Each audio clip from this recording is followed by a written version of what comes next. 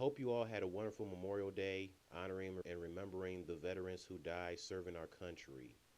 One man who we will also like to remember and honor, he wasn't a veteran serving the country, but he did serve us some entertainment in comedy. It's been 20 years since the late actor, voice actor, comedian, screenwriter, and graphic artist Phil Hartman passed away on May 28th, 1998. 20 years ago. He gained fame as a cast member on Saturday Night Live from 1986 to 1994 for 8 seasons, doing impressions of Frank Sinatra, Ronald Reagan, Ed McMahon, Barbara Bush, Charlton Heston, Phil Donahue, and most famously Bill Clinton. Hartman as Bill Clinton visiting a McDonald's restaurant on a SNL episode is one of Hartman's most famous sketches. Sir, we've only been jogging for 3 blocks. Besides, Mrs. Clinton asked us not to let you into any more fast food places. Well, I just want to mingle with the American people, talk with some real folks, maybe get a Diet Coke or something. All right, fine. But please, don't tell Mrs. Clinton. Jim, let me tell you something. There's going to be a whole bunch of things we don't tell Mrs. Clinton. Fast food is the least of our worries, okay, buddy? Well, she certainly is beautiful enough to be a princess. Say, you going to finish these fries? No. You want some? Well, if you're not going to eat them. For those who are 90s babies, surely you remember him doing the voice of Troy McClure on The Simpsons. He was great as Troy McClure, known for his famously saying his classic, "Hi, I'm Troy McClure. You may remember me from such films or infomercials such as blah, blah, blah," etc. Born Philip Edward Hartman, later dropping the second N in his surname due to a belief in I Ching, the ancient Chinese book of changes, which calculates a symbolic numerical value to certain letters. He legally changed his name in 1992. Hartman met his third wife, Bryn Hartman, that's her right next to him, who was born Vicky Jo Amdahl. They met in L.A. when she was becoming a model for Catalina Swimwear in 1986, and they fell in love and married the next year in November of 1987. They raised 2 children together, Sean and Bergen.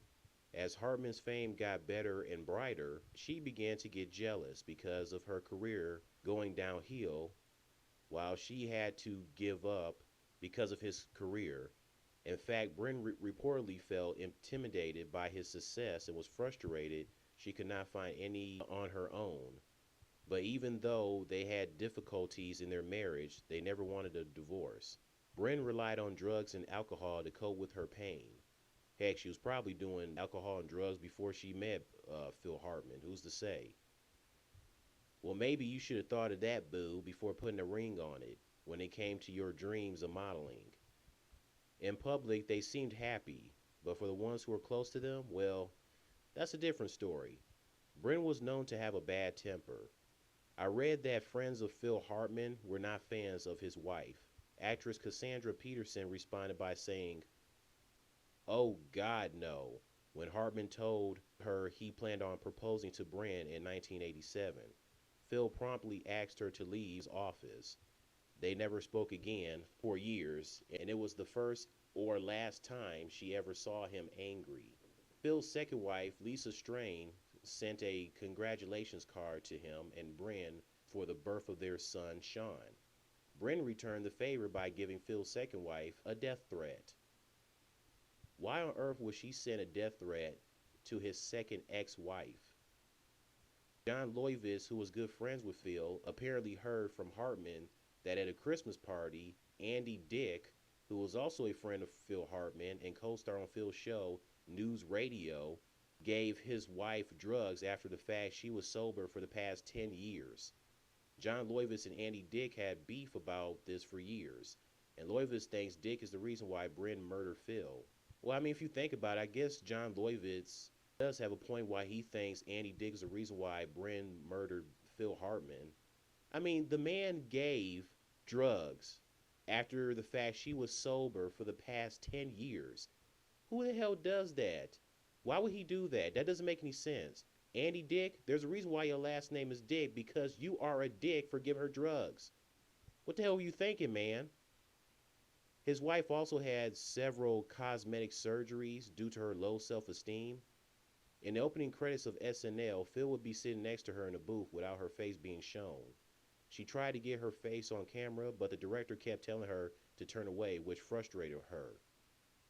When Chris Farley died, Hartman mourned his SNL mate, saying, "I always had and I always will love Chris Farley, and I'll forever cherish that, and I knew and worked with one of the great comedic talents of all time." 5 months after Farley's death, Phil Hartman would pass away next. On May 27, 1998, returning to their home, Bryn started a heated argument with Phil, and he threatened to leave her if she started doing drugs again.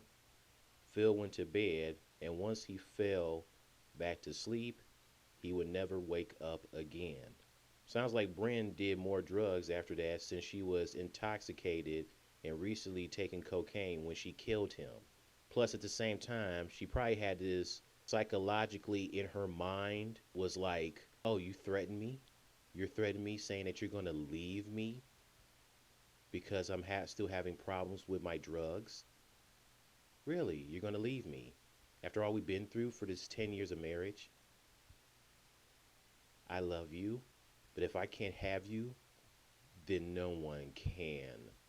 In the early morning on May 28, 1998, at 3 o'clock a.m., Bryn entered their bedroom, used a .38 caliber handgun, and fatally killed him twice in the head and once on his side. So Phil never woke up to witness his wife killing him. Bryn then drove to her friend's house, telling him that she killed Phil. He didn't believe her. Dude, the woman is being honest. How the hell can you not believe her? She called another friend and confessed once again. At 6:20 a.m., police arrived at the Hartman's home, removing the couple's kids. Bryn locked herself in the bedroom and killed herself. They both died on May 28, 1998, in Encino, California. Hartman was 49, died 4 months before his 50th birthday. His wife was 40. She just turned 40 the month before she died. Both were cremated.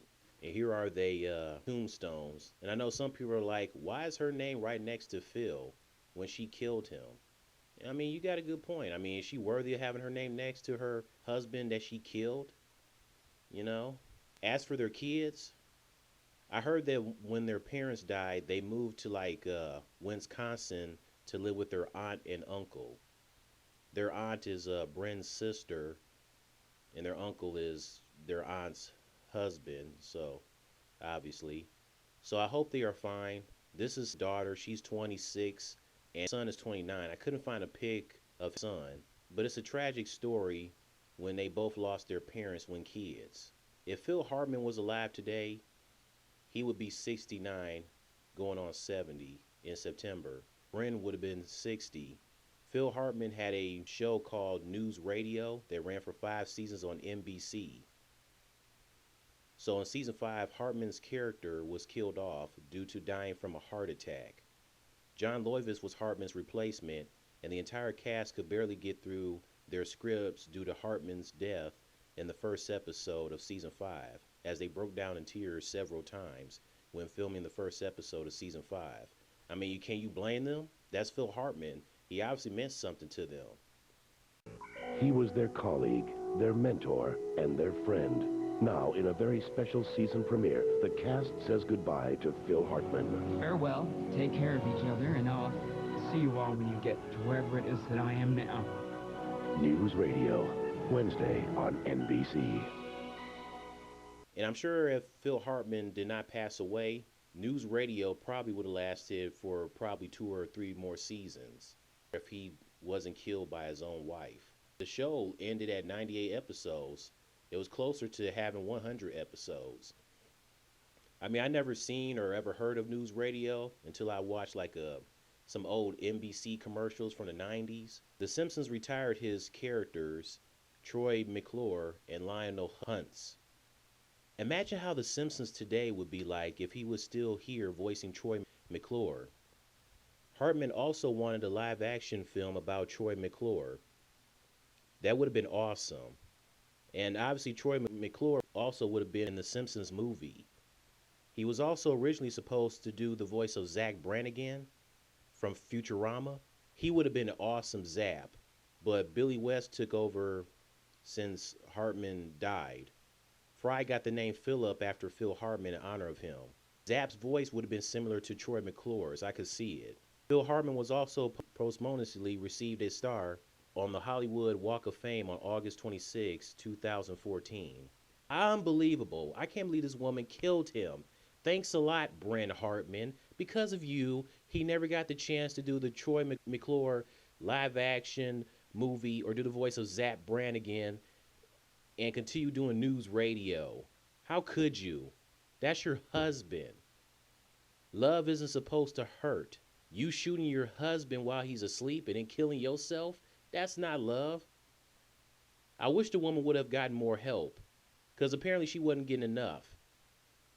Seriously, it was a dick move, no pun intended, for Andy Dick to offer her some drugs when she was sober. What the heck, Andy Dick? If you really loved your husband, you wouldn't have killed him in the first place. Like I said, she was obviously intoxicated. She probably didn't know what the heck was going on when she shot the man, but still. And then she felt like, she couldn't believe it. She didn't want to live without him, so she figured she'd kill herself too. I'm sorry, I have no sympathy for his wife. Killed her own husband. And because of her, her kids had to move to Wisconsin with her sister and husband. They lost their parents when they were growing up as kids. That's sad. Such a tragic story. Well, that's all I got to say about the 20 years since Phil Hartman passed away. Phil Hartman, rest in peace. We miss you, man. I wish you were still here, doing what you love to do. I mean, this man didn't deserve to be killed in his sleep by his wife. That's fucked up. Tell me where you were when Phil Hartman passed away on May 28th, 1998. And share me your thoughts about Phil Hartman, his legacy, and him as Troy on The Simpsons and whatnot. All right, see ya.